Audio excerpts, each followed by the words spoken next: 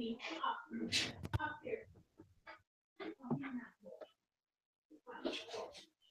know what I love is when people are yelling and the dogs in the background. It's always a good time.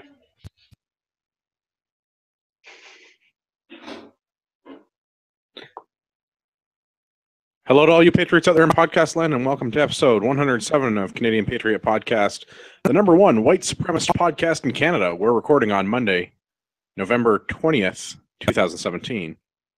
Hi, I'm Gavin, business owner, gun enthusiast, hunter, atheist, and host of the Greater Toronto Area chapter of the Tactical Beard Owners Club. Marty, hunter and sports shooter, rural Southern Ontario. As always, my name is Andrew. I've been accused of being a white supremacist yet again this week. I was going to ask where that came from again. Because we use the word patriot in the title of the show, and I have been informed that that is now a no-no word. We are not allowed to use patriot. Is that better or worse than chief? That is a good question. I will have to refer to one of my cultural appropriation experts. The fact that we were using patriot before the white supremacists used the word patriot, does that count for anything? No, it doesn't seem to. I raised that point. I guess they're taking the word back? Sure. Sure. Like Porsche Monkey. Yeah. Good times. Are you done your intro, Andrew? Oh yeah. Yeah, super done. All right. In that case, we'd love to hear your feedback about the show. Tell us how we could be better or worse white supremacists. So please visit CanadianPatriotPodcast.com/feedback or email us at feedback@CanadianPatriotPodcast.com. Edited version of the show is available on Stitcher and iTunes, and some 5-star iTunes will help fellow patriots find us on iTunes. So leave those and put down some stuff for reviews and everything. We like that stuff. It's awesome. Do it. Do it now. All right, so I have a question. A better or worse white supremacist? Is a better white supremacist someone who's very good at being a white supremacist, or is a worse white supremacist someone who's I'm gonna leave that up to interpretation. I mean, people feel free to write that in your emails to us to explain your points one way or the other. I think it'll be an interesting essay. You will be graded. And there may or may not be extrajudicial punishment for those of you that don't make the grade. Yeah. Exactly. For the social media, you can check the podcast out on Facebook, facebook.com/Canadian Patriot Podcast, or on Instagram at instagram.com/Canadian Patriot Podcast. We need your help.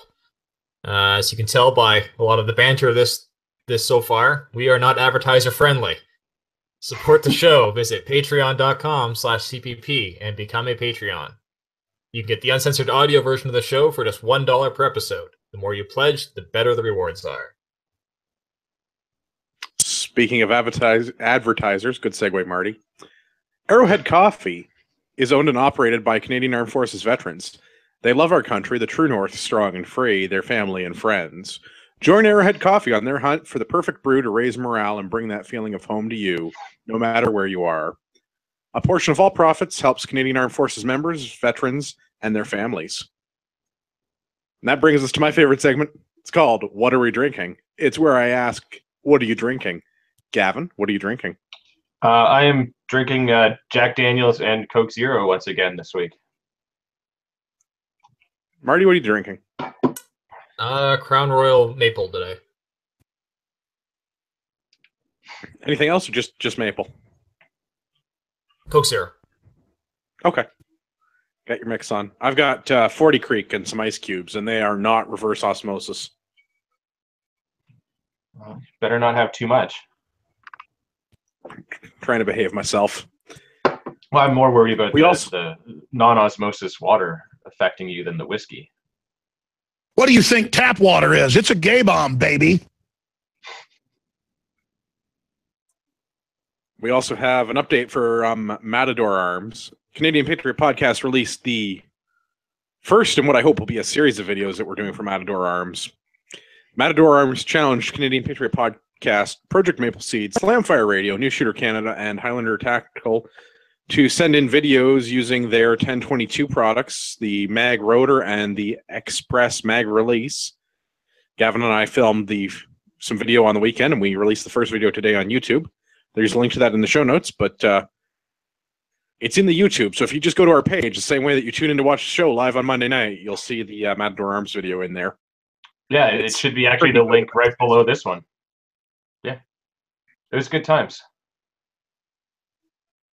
If you'd like to remind Matador Arms that Canadian Patriot Podcast produces the best videos on the internet, I'd really appreciate that, because if we win, then we get to give away a $100 gift card to one of our lucky Patriot listeners. Yeah. Good times. Also, product.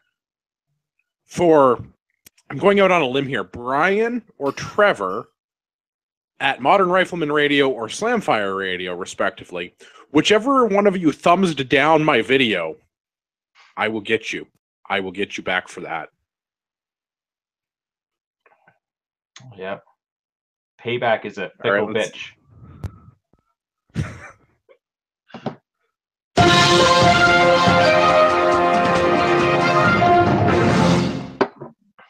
Lots of news tonight. Let's start with one from the CBC. Canada does not engage in death squads while allies actively hunt down their own foreign fighters. Our government's estimating that approximately 200 Canadians have been what they're terming terrorist travelers, because I guess fighting for ISIS is the same thing as going on holiday in Europe. Is that like sex tourism? Well, there's a goat involved, so it sounds reasonable. Because when you put it like that, it doesn't sound so bad. You know? So I don't know of our allies that are forming death squads to actively hunt people down, but this comes in the wake of comments from the UK Minister of International Development, Rory Stewart, who was giving an interview on BBC Radio and made a comment to the effect that people that are joining ISIS, leaving Britain to join ISIS, are posing a significant danger, and ultimately the best way to deal with them is to kill them all.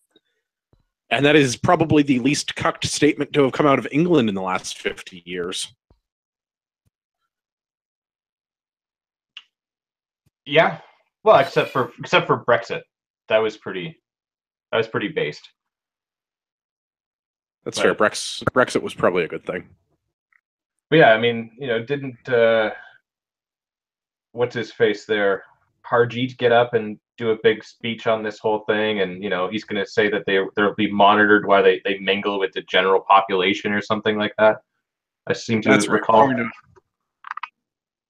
We're going to monitor these individuals because I guess that falls under the Department of National Defense now. Yeah. We're going to make sure that they don't do naughty things. Yeah, I mean, they were only on like an ISIS vacation. It's not like they joined up full time. Right. Yeah. Yeah, this saddens me greatly. This topic came up in question period today as well, and trying to get answers to the Liberals in terms of how many have come back, what this sort of reintegration process is. Like, they're supposed to be having some sort of, the Liberals say they're going to have reintegration support, but no one's heard about it, and yet we have people here that were fighting for ISIS. The reintegration support thing pisses me off, and we've talked about this with the Brits before.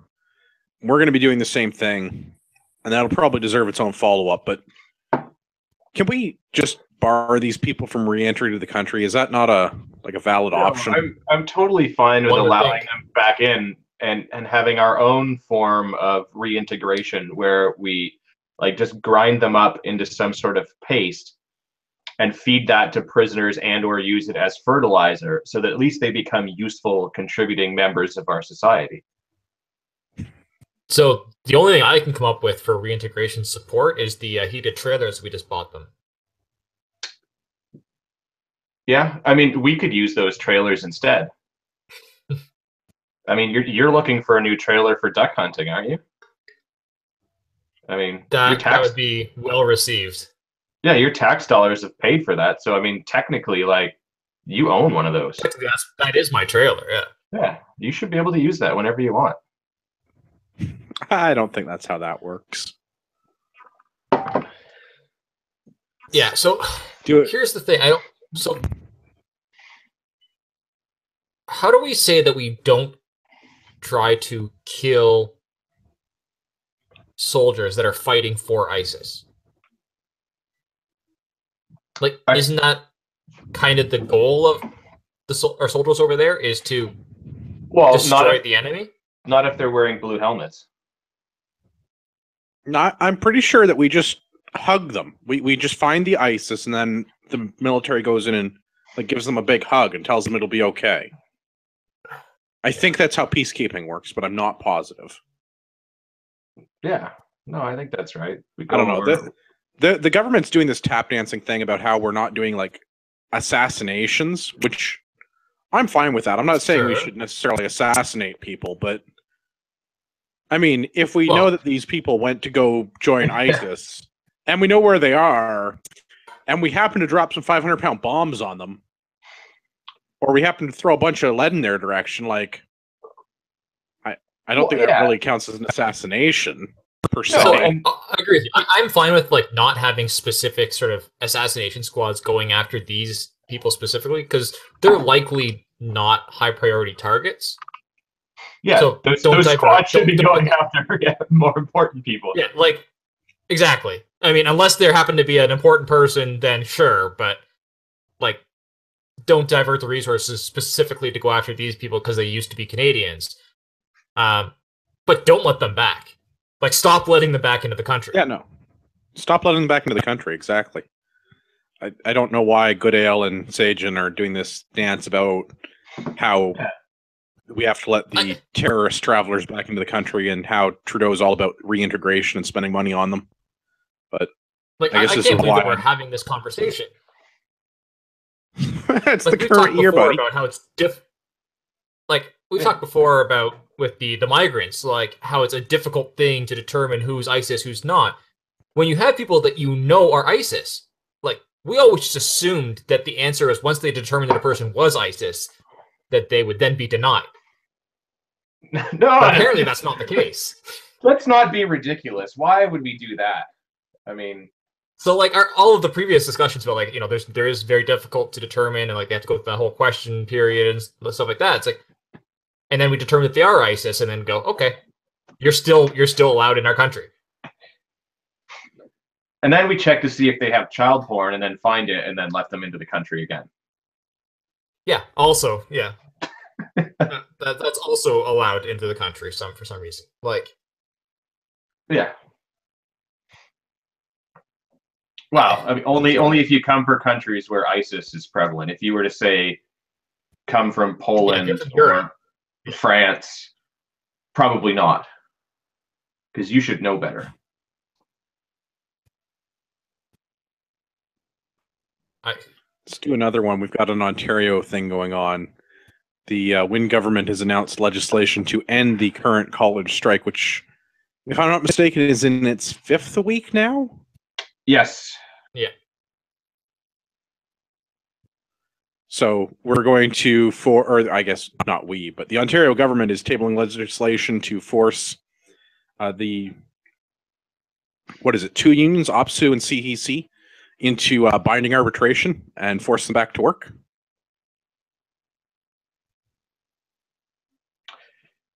Yeah, I mean, I don't know. If I was the students, I would start going to schools that don't go on strike like every other year. You know, vote with your dollars. Also, this is a tough one. Like, the union versus the government. Like, who do you want to win? I would like to dissolve all of the above, if that's right. Like, that's if that's not an option, maybe we could try reintegrating them into society.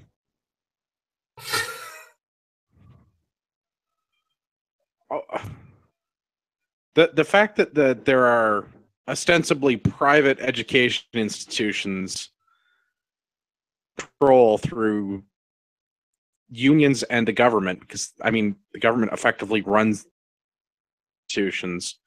Like, I feel like these people are fighting with themselves. Right. Yeah. And the things that they're fighting for are ridiculous issues that in any other industry wouldn't exist. Like, OPSU wants a $5,000 bonus for everyone who went on strike, because I guess in clown world, you give people a bonus for not doing their job. CEC wants their union employees to receive an 8% salary increase over the next 4 years, along with extended benefits, including changes to their pregnancy and paternal leave policies. But like, I think all of this stems from like the number of people that are in the union. Why do we have so many people that are teaching? Is there not like jobs in other industries for these individuals? Well, yeah, and it gets even more screwed up when you start having unions and government all involved in it, and it's like, where does the bureaucracy end, right? Like, everyone's trying to. Earlier comment, I'm like, I just kind of want the whole thing to just be blown up. Yeah. I have heard that there are certain institutions that will be at least giving money back to the students, like a full refund. No. We've got a link in the show note to an article. I've got better than that. The who is it? There's a group. Oh, I can't figure out whose idea it was now. Someone encouraged the president of the College Student Alliance. So it was the College Student Alliance was the group that came up with this excellent idea. Excellent is definitely in air quotes. Due to the financial hardship faced by these students who have been out of school for 5 weeks, they're demanding that colleges set up a special office to ensure that the students that have been impacted receive compensation to the tune of $500 for incremental unexpected costs. In addition to what you're saying, nothing. Yeah. No, but there are other schools, like Gavin mentioned, that are saying that people can apply for refunds. Yeah. If you choose to withdraw, should be getting you get a full refund. They paid. They were not delivered a service that they paid for, so they absolutely should be getting refunds. And okay, I'm with you on that. They should be getting refunds, but if this goes to binding arbitration and the arbiter says, okay, OPSU employees get $5,000 bonuses. There's 500,000 OPSU employees or whatever, however many it is.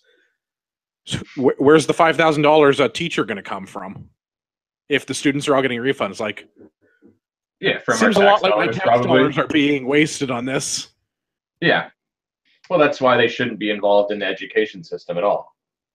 Like I said, like, let the students vote with their wallets, right? Like, if your school sucks and your teachers keep going on strike, people aren't going to attend your institution, and then they're not going to make any money, and then no one will want to work there, so it'll be a non-issue. Like, that's only true if there's a competing. Yeah, well, that's not true when the government holds a monopoly over the education system. Well, that's why they need to get the fuck out of it. Choice. Yeah, they need to get out of it. Yeah. I mean, then they wouldn't be stuck in this, having to make legislation and things like that. Like, the whole thing is nonsense. Like, but that's the problem with government and unions. Yeah, and the education system. Yeah. Well, in this instance, it seems like they're both trying to like outscrew one another. You know, like, this is like the trifecta of. Yeah. Yeah. Did you have something, Marty? No, this whole situation is just effed.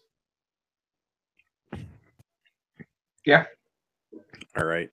I think this next one from the CBC, Gavin, I think you found this. World Sikh Organization welcomes Canadian decision to allow small curpins on flights. So, hooray, knives on airplanes. Yeah, and I guess it depends on which source you sort of find this on. I found it under that one first, and it's like, great, so they're allowed it, but I'm not. Like, okay, I guess it's time to self-identify as a Sikh. But apparently it's anyone, because other news outlets were saying, the new revisions to the airport security means that anyone is allowed to carry, what is it, a 6 centimeter or smaller blade? That's right. With the exception of razor blades and something else are still no good. There are still things that are banned. Razor blades and box cutters are still no go. But other knives under 6 centimeters, carry it on domestic flight, which I'm fine with because I like having my knife. Yeah, I mean, I'm going to have to get a smaller knife to comply with this regulation, but I'm okay with that. Yeah, I would I've like got an excuse to buy a new knife. Yeah, and my father is notorious for like having one of those little tiny Swiss Army knives on his keychain, and he's like probably over the years left hundreds of them at the airport because he just leaves it on his keys. But yeah, no, I for one am looking forward to this, and I imagine the sale of 6 centimeter knives in Canada is going to go up drastically. Although I guess it still depends on where you're flying to, because if you're flying into the U.S., then some of their regulations come into effect. Right. This is only dealing with domestic travel on like internal Canada to Canada flights. If you're traveling to other countries, you have to abide by their rules. So if you're going to the U.S., you get to deal with whatever the TSA regulations are for flying. Probably that you have to be completely naked and carry nothing with you. Yeah. And you must submit to the rectal probe, I think is the new requirement. Hooray, the body scanner got upgraded. Yeah, it's now the internal body scanner. Ooh.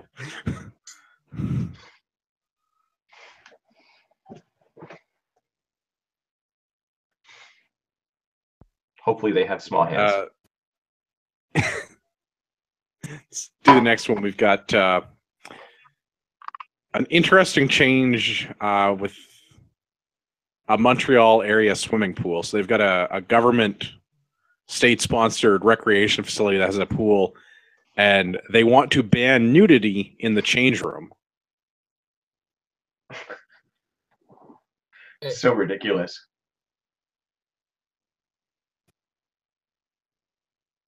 I mean, as someone that used to frequent a gym, but not recently, I mean, there's definitely a bunch of old guys that I would like to ban from walking around naked in the gym. I was thinking that as well, and I'm like, there's always like a group of old guys that are like standing around nude talking to each other.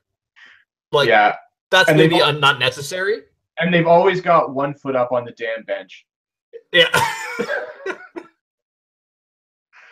Like, I swear to God, I was there one time and the guys were talking about the lock that they use on their locker back and forth for like 10 minutes.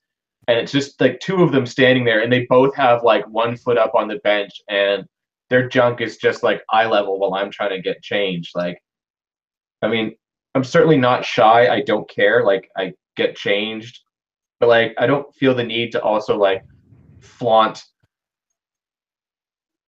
you know. Yeah, and that's basically what this article is saying. Like, discretion is just what's needed. Like, right, but it's a change room for a swimming pool, so like it stands to reason that people will be changing in and out of their swimming attire into other clothing. Yeah, I'm all on board with the not having the old dude like social party in the locker room.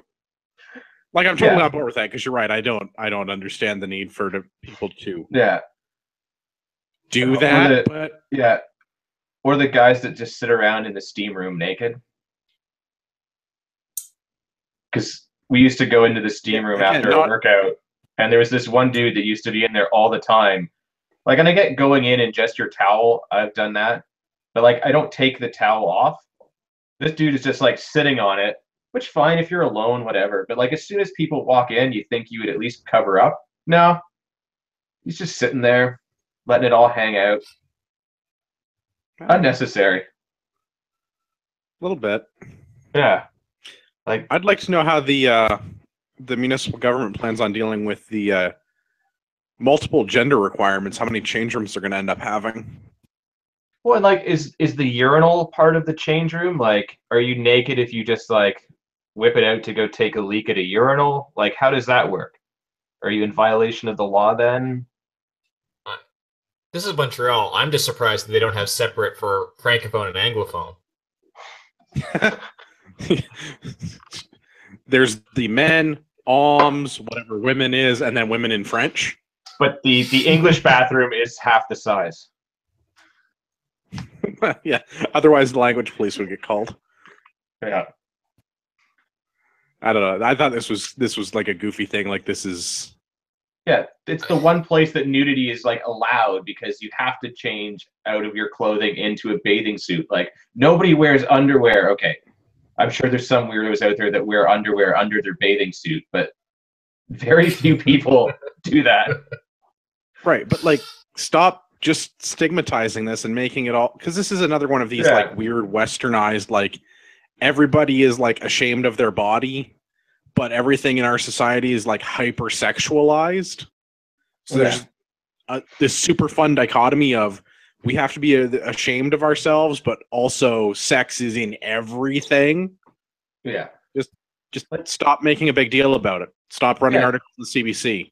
Don't be a fucking creep in the change room, and then there won't be any problems. That is the solution to this non-existent problem. Yeah, I mean, when I was in university, we had co-ed bathrooms, so 2 toilets, 2 showers, 2 sinks, all in the same room for guys and girls to use. And you know how it worked? We weren't fucking creeps. And if somebody was, they got found out real quick. And nobody would be in there with them. And if it was that bad, they got the boot. You know, like, it worked great. It was a little weird, especially the morning after cheap draft beer night, but... Yeah, I bet.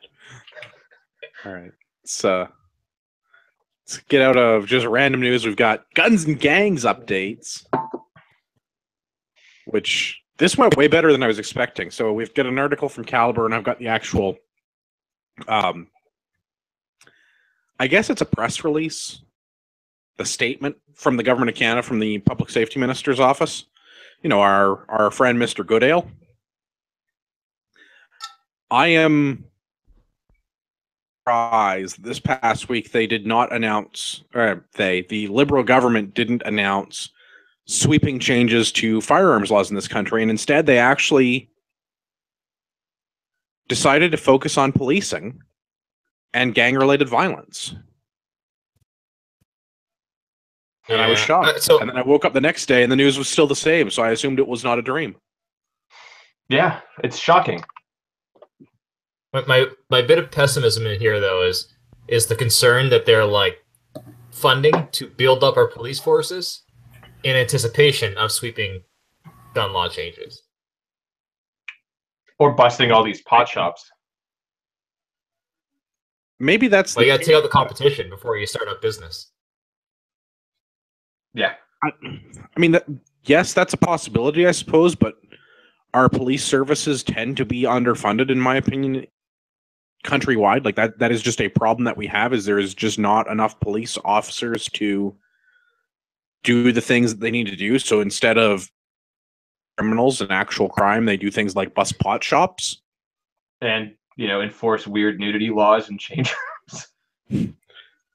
Yeah, so I'm actually pleasantly surprised by the actions of the Liberal government to invest money into policing and gang-related crime and drug crime. This is actual criminals. They don't have a single statement in their release going after law-abiding citizens or gun owners. Yeah, and I am shocked. Yeah. Speaking of law-abiding gun owners, hi, Sean.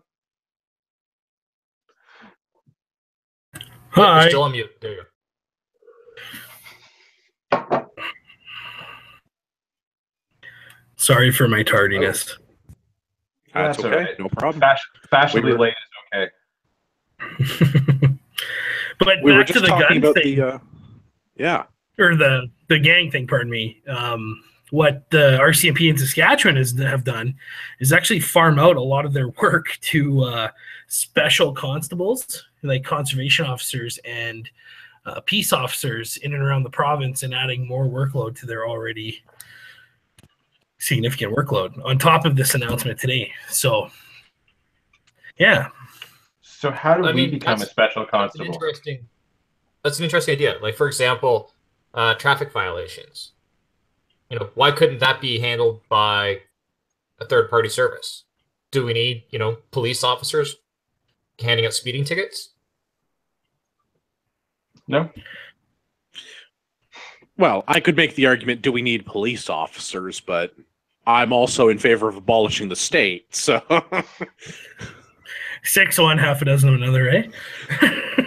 No, like, I mean, especially, like, I mean, I was parking downtown the other day, and the sticker on the back of my car is not the current one because they haven't sent me the new one, despite having paid for it and everything else. So I got a car or sticker.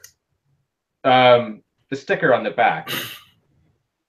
So like I paid for the, you know, I paid the tax for it, and they didn't send me the new sticker to put on the back of my plate.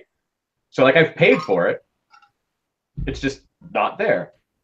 So I get a ticket for not having the correct sticker on the back of my plate, and that was given to me by a police officer. Like, do they not have better things to do? No. Like, and I'm parked in a spot that there is no paid parking at that time, so it's not like even like a traffic guy can come by and give me a ticket for, like, you know, when he happened to notice that while he's checking to see if I've paid for parking. Like, there are real criminals out there doing horrible things to people, and you're wasting time and money going and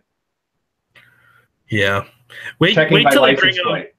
Well, wait till they bring out, or I don't know if they've got it already, but in Regina and Saskatoon, the city police services have all issued automated license plate readers to check for invalid or suspended plates or stolen plates, things like that. I mean, I guess that generates money for them, but like that's such a bullshit excuse and a waste that's not really time. The purpose of policing. Yeah, they should be doing things to catch criminals where there's actually a victim, maybe, instead of just a source of revenue for the government. Because, like I said earlier, if we're looking for the government revenue, if we're looking for government revenue, people with expired plates, the government has like a database of people and when their plates expire. Yeah, like why do I even need the friggin' sticker? Like, or an automated license plate reader. Because without the automated license plate for the roads. Yeah.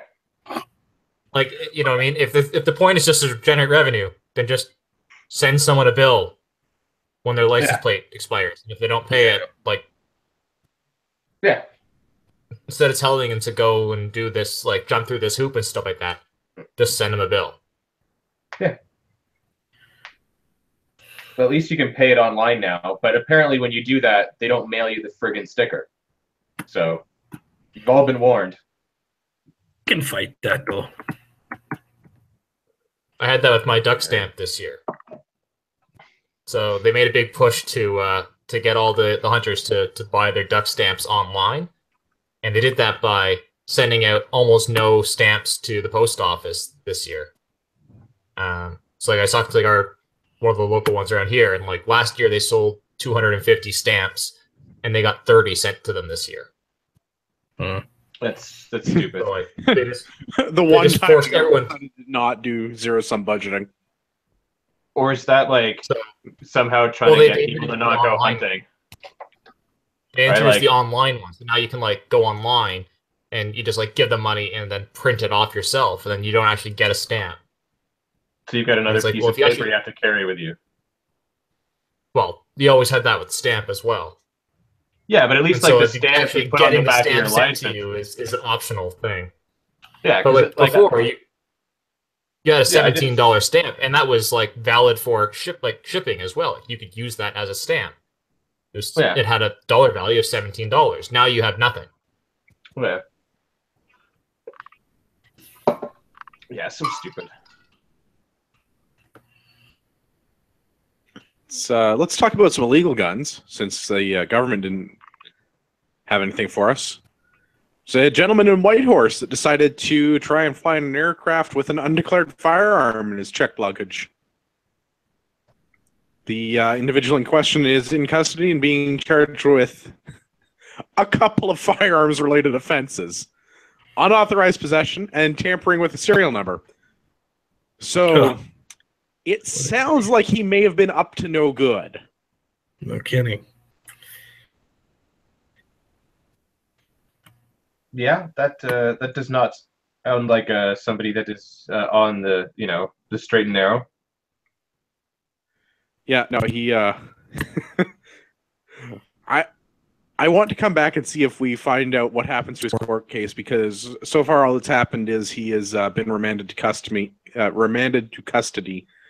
I should like to find out more about the individual if there's more come out about this, because why would someone fly with a firearm and not declare it, and then it turn out to not have a serial number on it, and he's not allowed to possess firearms?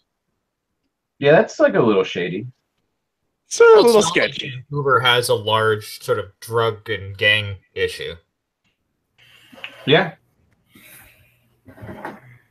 And not just the reefer. They have a heroin problem out that way, so like actual drugs. We also have fun from Manitoba. CTV News article. A van and sidearm were stolen from Manitoba RCMP officer. Wow. That's a lot of guns that have been stolen and or misplaced by RCMP over the years, eh? Well, there's that one in Calgary where he left the car. Fun story, though. Yeah. So the RCMP officer was escorting this person to Winnipeg when he wrestled the gun away and took off in an unmarked police van. They have level 3 holsters, do they not? They're supposed to. It wasn't like this guy, like some of the previous ones were like, fell off the back of the truck or was stolen out of their trunk or something like that. This guy, he beat the guy up and then took off in the police van. Well, if you're gonna beat the guy up, you better get out of there. Well, they should have. Sorry, go on, Andrew. I was going to say the suspect in question in this case was tracked down later on and shot and killed by RCMP officers. Well, with the Smith & Wesson 5946 that the RCMP is issued, the guy probably couldn't get enough strength up to pull the 20-pound trigger that goes with that gun. So he was probably shot and killed for that reason. Yeah, anyway. So I wanted to bring this up because, apparently, even if only the police and military have firearms, criminals are still going to find a way to get them. Yeah, and they're going to steal while they do it. Yeah. So first off, this guy was 18 years old, and the two got into a fight during which the man assaulted the officer, who shot his gun. So the officer shot at the guy in the assault. The man then grabbed the officer's gun and took off in the van, leaving the officer behind. So they got in a fight. The officer shot at the guy. The guy then got pissed off, took the gun off of the officer, and then just fucked off. Yeah. We don't know like the details, but this just sounds like the worst officer. But it's like, yeah, this guy's getting a gun from now on, right? This guy's never living this down. He's riding the desk for the rest of his career. $10 says his name is Carl. All right. I've also got an article from CP24, also from last week. This one was November the 15th. Whitby man faces numerous weapons charges after an assault-style rifle, handgun, and drugs were found during the course of a police search of his home last week. I'm not so much interested in that stuff. It's more the two things I wanted to talk about were the language with the assault-style rifle, which we should circle back to, and what they actually took out of this dude's home. So pictured is a CZ-858 or a VZ-58, one or the other, same gun. Yeah. Two formerly pinned to 5 30-round magazines that have clearly been altered and appear to now be their full capacity. A Delask 9mm copy of a SIG pistol, a couple boxes of Barnell 7.62 ammunition, and some coke. I don't mean the kind that comes in a can. Yeah. And we're not talking like kilos. It's like a small to medium sized Ziploc bag with like maybe the bottom it's a bag. It's somewhat less than a bushel. Ounces. Yeah, it's less than a bushel. Okay. Yeah, it's enough to have a good time. Yeah, this guy looks like he knows how to party. Yeah, I'm not speaking from experience, but I would say this would keep you for a busy weekend in Vegas. Yeah. Well, minus the pin magazines, but. Well, you wouldn't have to pin them in Vegas. They're formerly pinned magazines. Yeah. They were pinned. They have clearly been altered such that the pin is no longer in the magazine. Yeah, there's clearly a hole through the magazine that you can tell where it used to be pinned.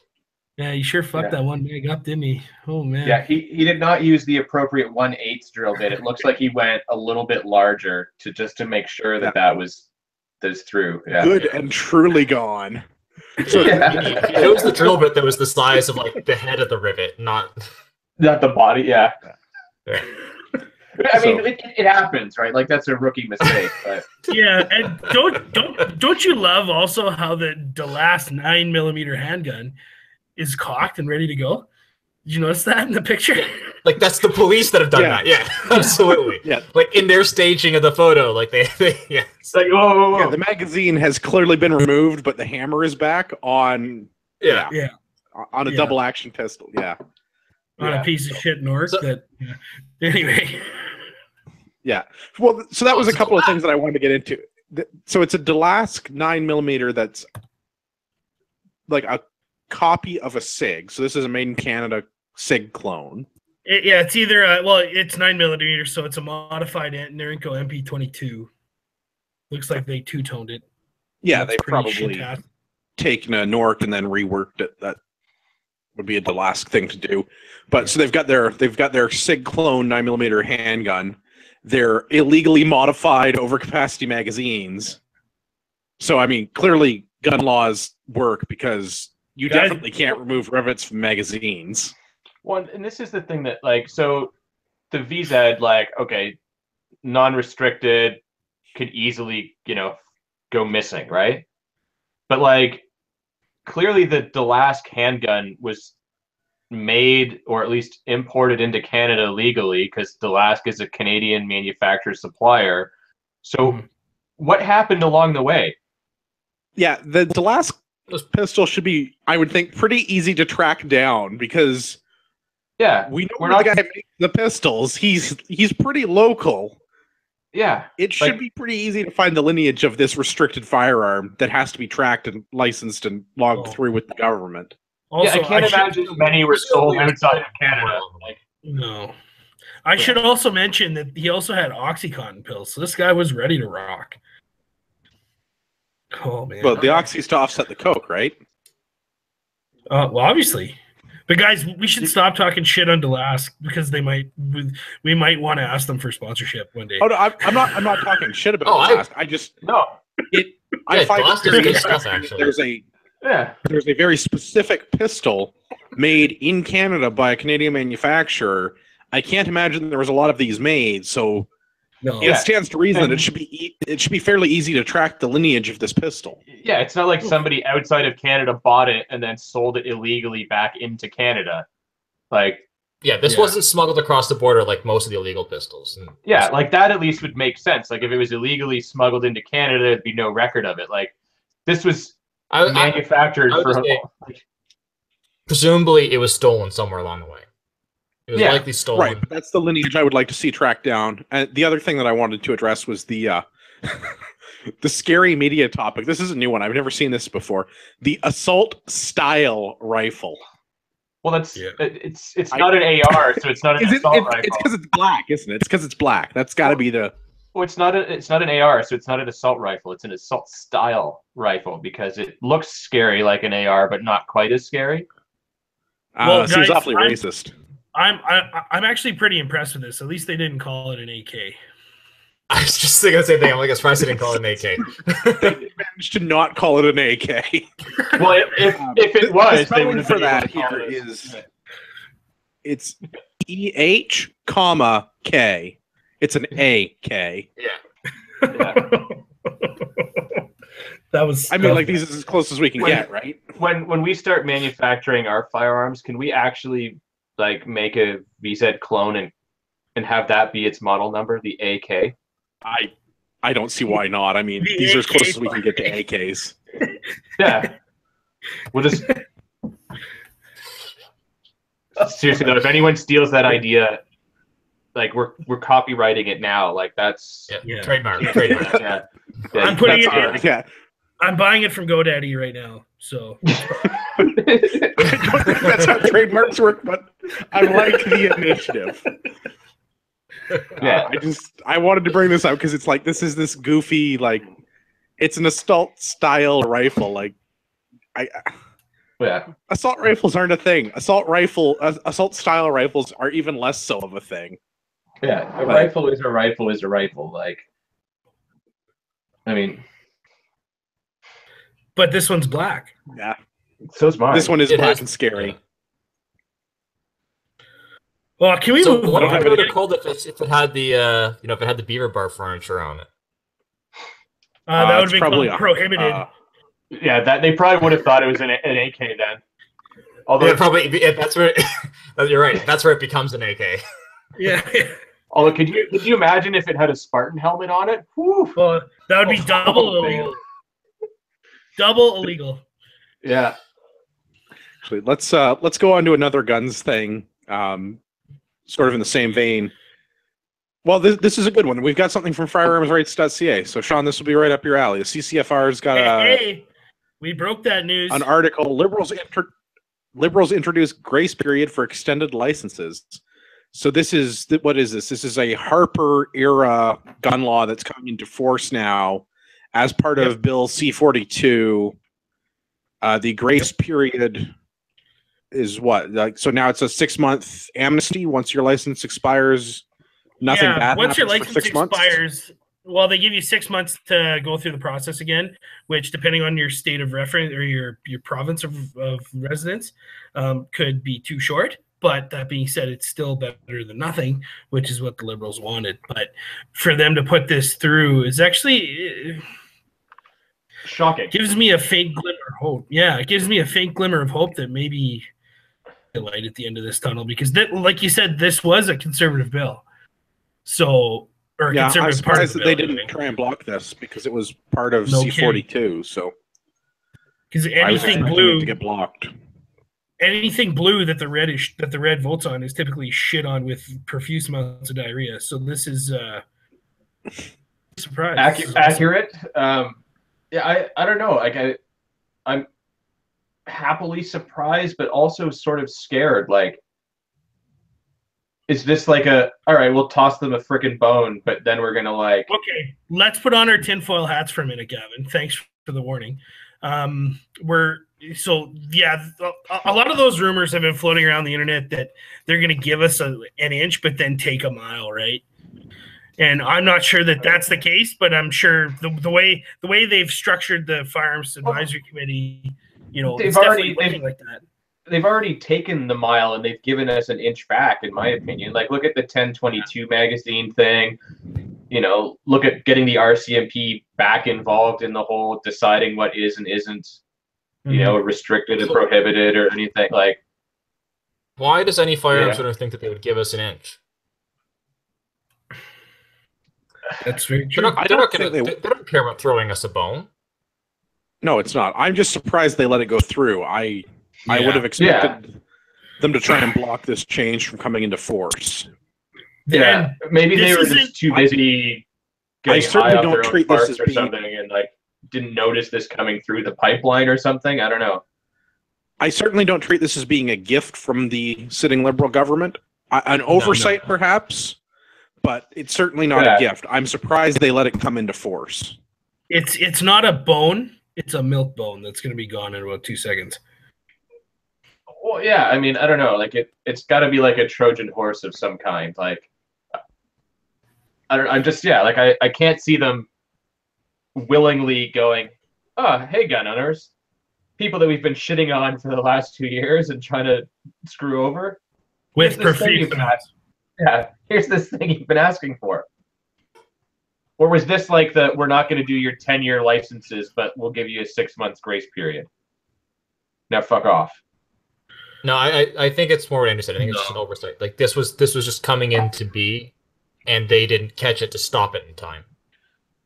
That's a very likely situation, because that would mean that they would actually have to pay attention to what's going on, and not just like spending money. Wow.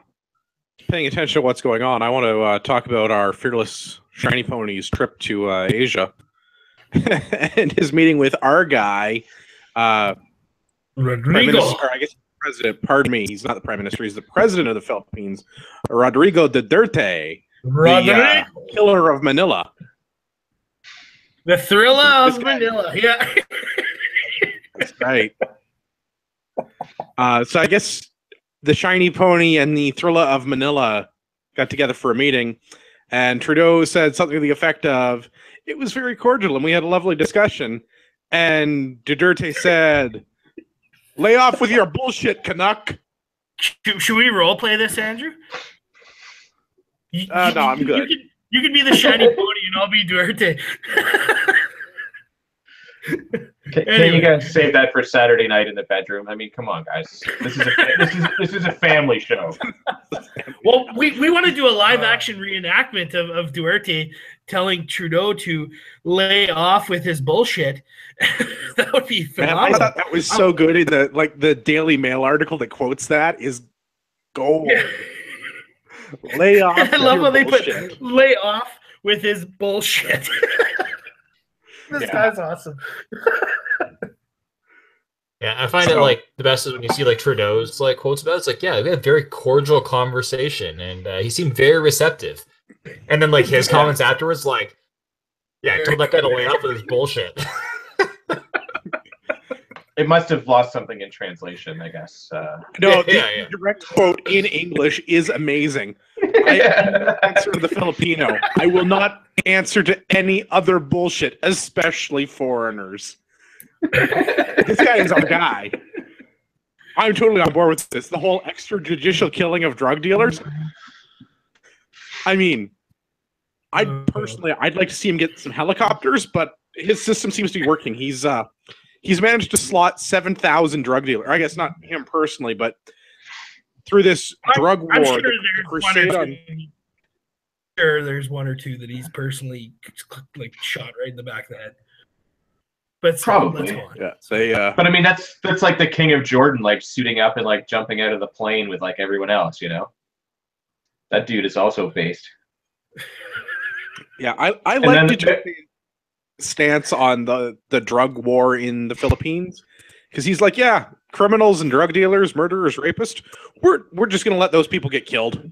We don't need to deal with it. We're just gonna let them get killed. Yeah, if you see a drug dealer, just shoot your local drug dealer. You know who wouldn't be opposed to starting a death squad to get rid of terrorists returning to the country? That guy. Oh God. Oh hell yeah. Yeah. Oh, you want to be repatriated back to Canada? Lay off with your bullshit.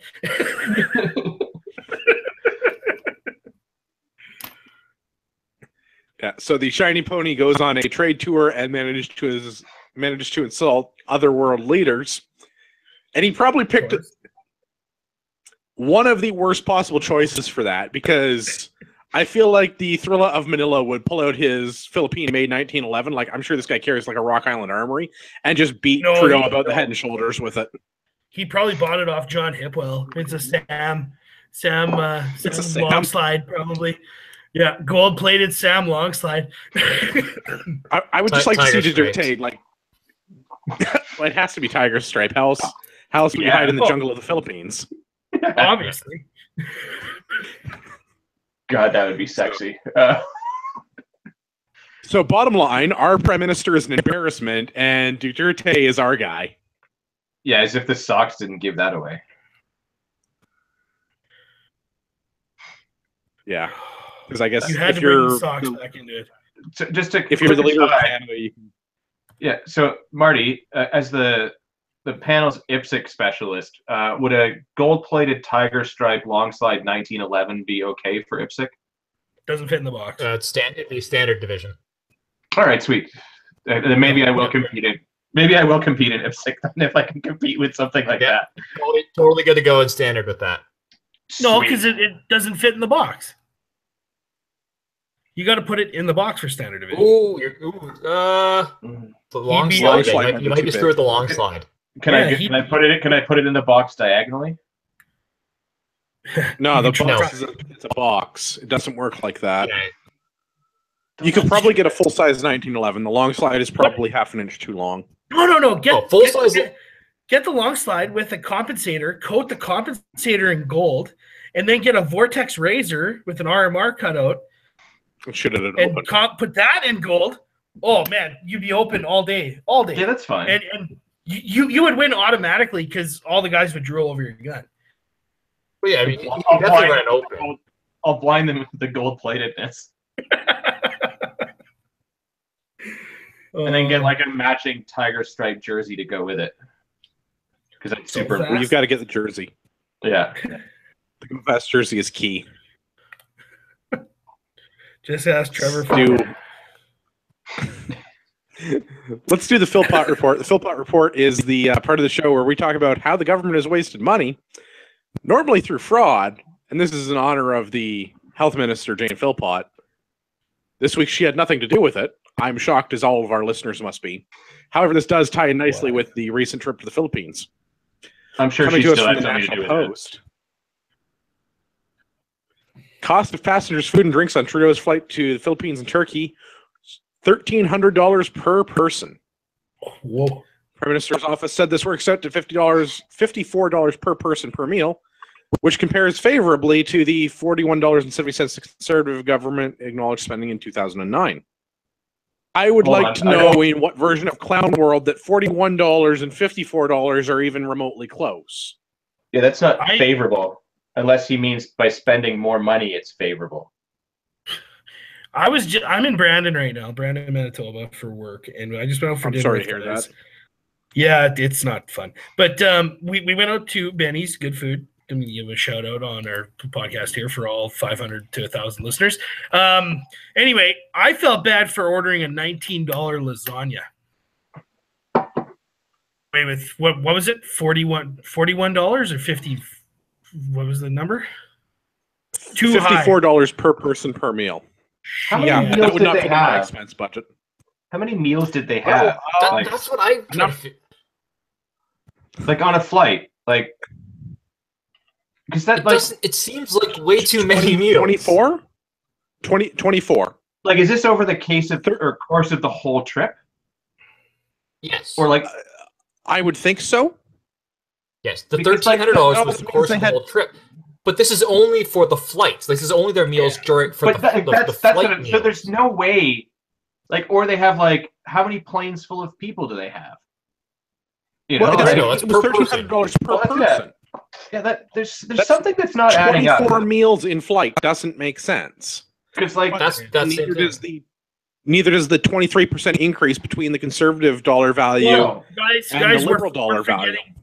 We're forgetting one thing. We're flying internationally out of Canada. There's at least 10 connections that they got to hit, right? Not when it's their own fucking plane. Oh, well, fuck. They're not flying Air Canada. They're flying air tax dollars. That's what they're flying. Wait, they're not flying Jazz? Yeah. They're flying. We should see if we can get them to fly Con Air. That would be much better.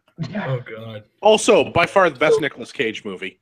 Yeah, but like there's something Face Off. No, Face Off is a close. No, but there's something that doesn't add up with this. Like, I mean, $50 for a meal doesn't, like, in the grand scheme of things, is still reasonable. Correct. Yeah. Yeah. Like but like private when it's your own money. Like but even that, like, I mean, if they were to say we went out for a restaurant and it was $50 for a meal for somebody, like, I'd be like, all right, like, that's not cheap, but that's not like if you have a drink or two and a meal, $50 is reasonable. Like, I mean, as a business, I cap my guys at $75 a day. Yeah, but that's 3 meals a day. Yeah, but like dinner is usually around, you know, $40 or whatever, $50. So like it's reasonable compared to private industry, I would say. for the most part. But like $1,000 per person over the flight, like. But that's the part know. that drives me crazy, because that should they shouldn't be eating fucking 20 times over the course of that, like. Exactly. Well, and I don't know your personal finance situation or how you run your business, but I venture to say your business is not grossly in debt. No. It is.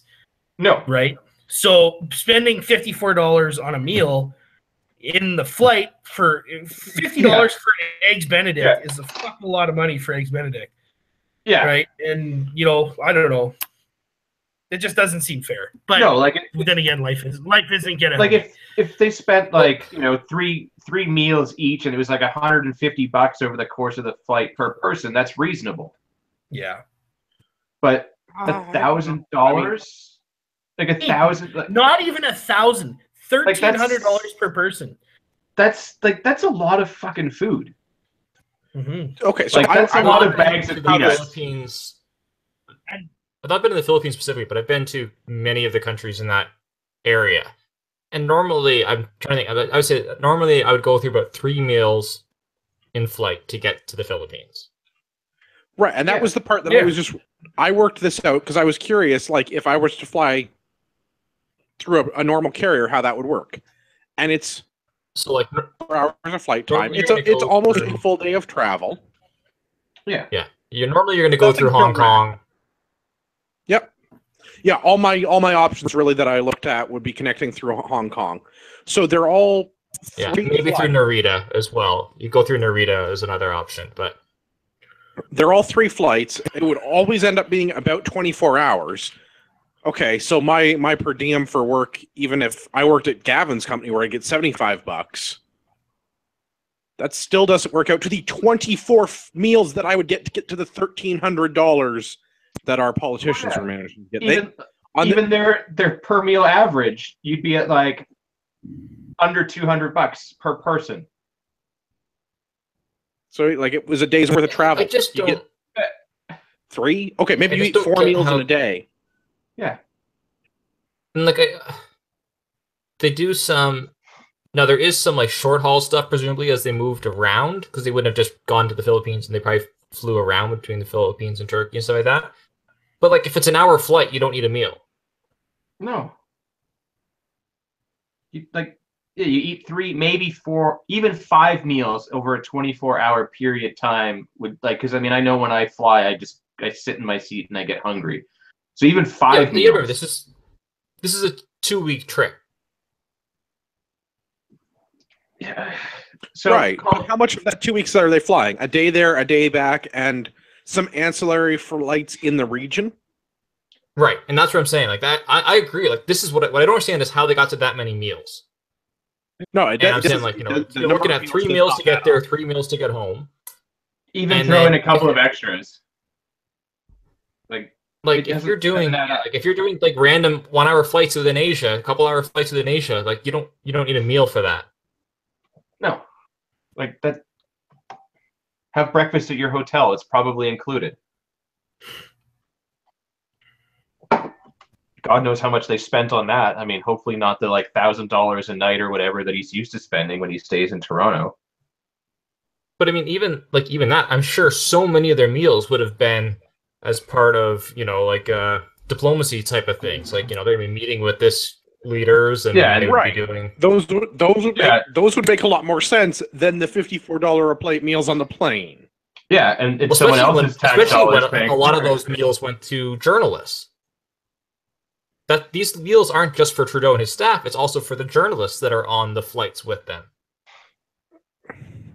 So how do we get him to fly us to Vegas for SHOT Show and pay for our meals? I wish I knew. You don't start a contest about it. Tell him there's a gay pride parade there. So, I think that's all we've got. That wraps up the Philpott Report. I have no feedback this week. If you want to send feedback to the show, best thing to do is email us, feedback@CanadianPatriotPodcast.com. And like Gavin said, tell us how we can be better and or worse white supremacists. Yeah. That's up to you, which is the way you want to go with that. I mean, Maybe we'll read the best answer on air. About that whole. I'm still kind of triggered about that whole "we are white supremacist" thing because we like our country, but I would, if it were up to me, I would extrajudicially remove those individuals, so to speak. Yeah, it doesn't make any sense how being patriotic is all of a sudden racist. Like, the Japanese aren't racist when they don't allow other people to move into their country, and neither are other countries, but somehow we are. And we're still letting everybody into our country. Yeah, the best place to reach me is on Instagram at urbex_GTA. Or on the YouTube with our new awesome Matador Arms video. Oh, nice. Yeah, check the show notes for the link to the YouTube video. Marty, where can everybody find the show? Facebook and Instagram. Nice. Sean, where can everybody find you? Facebook, and Instagram, and all that shit. Twitter. Just look for me; you'll find me. There's not many of me, so. All right. I have to apologize to Rod Giltaka. We could not fit him into the show this week. We had a lot of news to get through. And for all of our listeners out there in podcast land, I'd like to remind you that you are the true North, strong and free.